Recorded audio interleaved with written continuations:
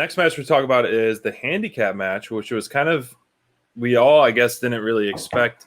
I thought, and Bonds kind of agreed that we would have some kind of assistance for Darby, maybe some kind of run-in or anything to really help him, because in typical Darby Allin match fashion, he had some high spots which were fun, but it was, Excalibur said it the best. He's like, how much more can Darby take? And which is a common thread that we say in each Darby match. Like, they both said it, and I think even JR mentioned something like that as well.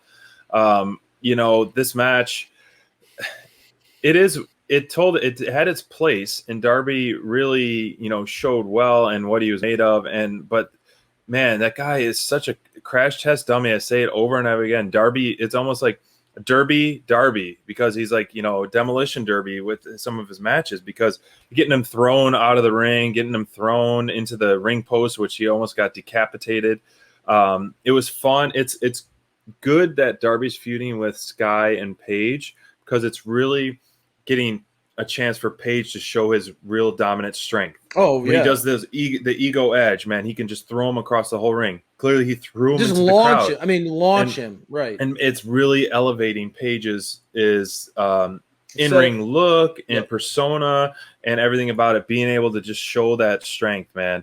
And so when he was throwing him all around, I was like, damn, this is great. This is great. But yeah, Darby is constantly never give up attitude, which I do like. I know you are the conductor. You're the conductor and the caboose of Darby. Yeah. So let me jump in, because I'm not going to let you disparage him any further. I think, SPD, let me ask you, how would you like to see Darby's character presented? Because and you have a guy who's, maybe 160 soaking wet.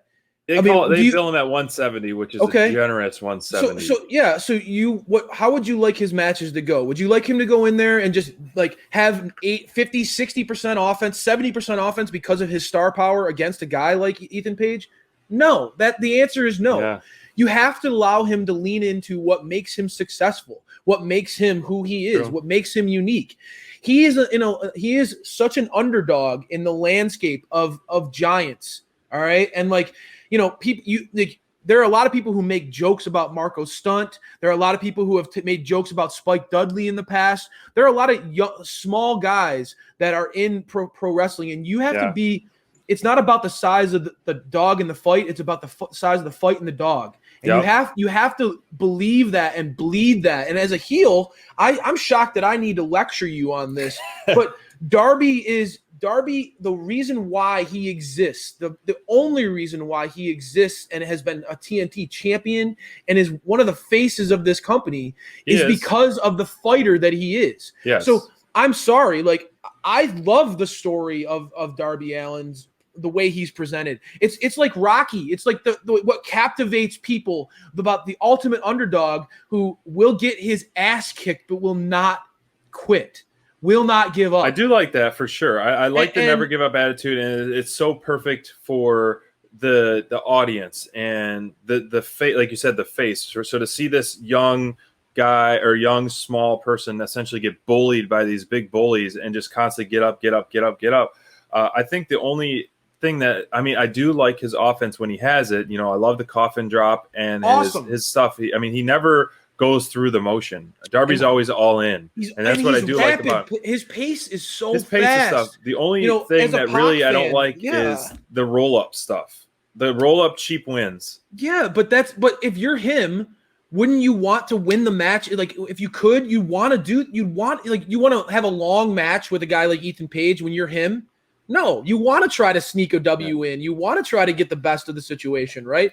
I don't like sneaky wins. I know you don't. That's always been a pet peeve of yours, but it's part of the game. It's part of the game. If you ain't cheating, you ain't trying. To play the game. I'd love him to grab the part of the tights too, brother. I'd love that too. Why not? I love it. Right. But as the choo-choo, I'm loving and the thing is with Darby, maybe you got tired of it because he was a fighting champion in TNT.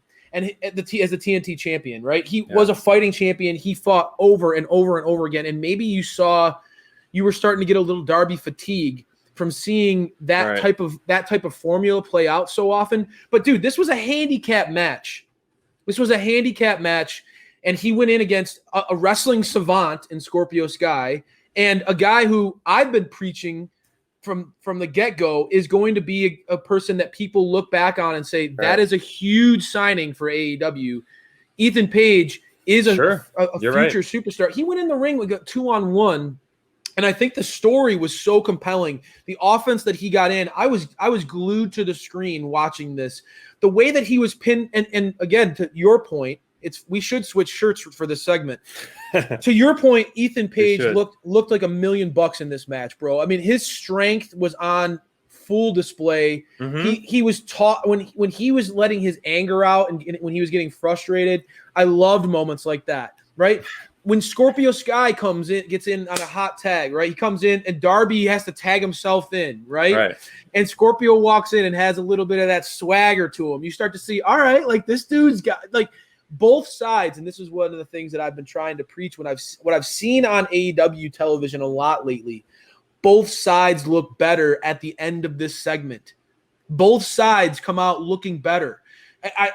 You had a clear winner. You didn't have a cheap win. You had a clear winner. Scorpio Sky and Ethan Page won this matchup clearly. Like it was pretty emphatic. That Eagle's Edge was pretty badass. Turnbuckle to turnbuckle, pretty much. But Darby came out looking even better, and you have more of a love for what that guy stands for. Sure. That you want to root for him that much harder. I think this was an absolutely. I loved this matchup. I know you can sell a ketchup popsicle to a woman in white gloves. You have sold me on a lot of people, and you're making a convincing case, and you're starting to get me on the Darby train a little bit, but I'm still not all the way on. I don't have my ticket bought, but just before we switch into the next segment, give us a little doo-doo, doo-doo. All aboard the Darby Express, baby. You know it. Oh, man, I know. I'm not giving up on Darby, and thank you. You make very good points